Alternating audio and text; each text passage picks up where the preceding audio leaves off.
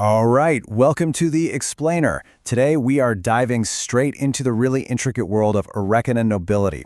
This is a place where sacred traditions, seriously complex engagements, and a whole lot of simmering tension are all about to collide on one incredible night. Picture this. You're under the light of twin moons, and this one beautiful line is whispered. It's a blessing, it's a declaration, and for the characters we're about to meet, it's pretty much the starting pistol for some major drama. So, this grand ceremony is called the Na Kia Delara, and that translates to the veiled descent of blooming souls. Now, you might be thinking, oh, it's just a fancy debutante ball, right? But nope, it's something way, way deeper and much more sacred. So, what really goes on at this ceremony? Well, it's this deeply spiritual event.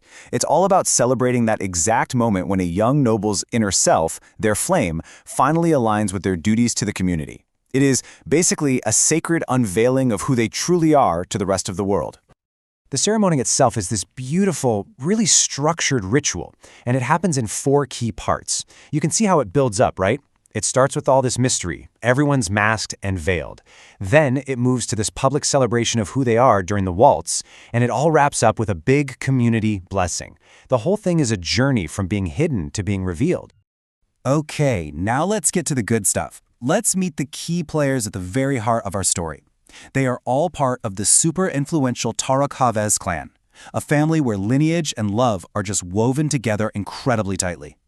First up, we've got Arreqqana Tishandre, or, Jaro for short, and he is a total wolf. He was born under a sign of guardianship, of power. He's charismatic, he's fiercely protective, he's passionate, and let's be real, he's probably got a bit of a temper. This is the kind of guy who hides a deep well of tenderness behind this huge wall of bravado. And then you have his cousin, Sarah. Her sign is the bunny cat, and honestly, it fits her perfectly. She's playful, she's super empathetic, and she has this incredible skill for using humor and charm to get to the truth and calm down tense situations. Her whole deal is being a heart weaver, connecting people through warmth and understanding. And this right here? It just perfectly sums up the difference between them. You've got Jaro, who's all about the pack is my vow, loyalty, duty, all the serious stuff. And then there's Sarah, who's like, I explore with affection. She's all about curiosity and making connections. He's the guardian, she's the bridge. Total opposites, right? So you're probably wondering, what in the world connects these two polar opposites? Well, it's this incredibly complex system of courtship and engagement that's like the bedrock of their entire noble culture. Okay, so it's called the Daljawaja phase, which means thread-promised souls. This is where distant cousins get engaged to maintain what they call thread alignment, and it's basically a way to keep all the power, all the sacred promises, and the family lineage locked in tight. And the engaged cousins?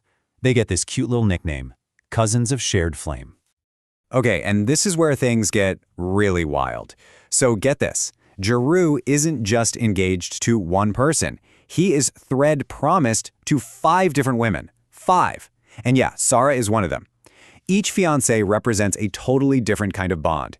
You've got everything from the playful affection of Peppy the lamb to the super intense spiritual connection with Morsa with a moon horse, and even the silent, graceful devotion of Kahavana the panda.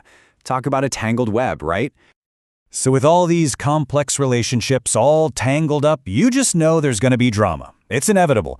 And of course, it all blows up the night before the big ceremony. So, picture the scene, right? The house is absolutely buzzing with excitement for the ceremony. But then, this handsome townie named Darrow shows up.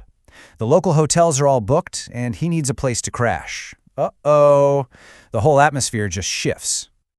And Sarah, who is just a master at stirring the pot, immediately pipes up, offering Darrow a place to stay. She knows exactly what she's doing.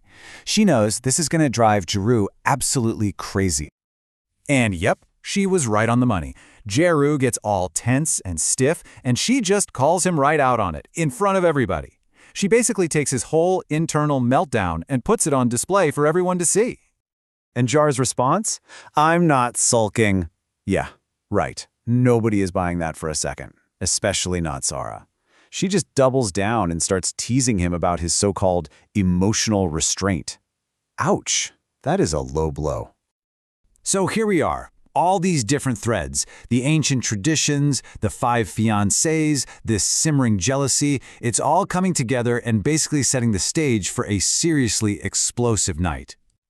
So, the main thing to get here is that this super elegant, super sacred ceremony, it's now the backdrop for some major personal drama. That resonance waltz isn't just a dance anymore. It's going to be a public performance of their messy, complicated relationships, and you better believe everyone is going to be watching their every single move.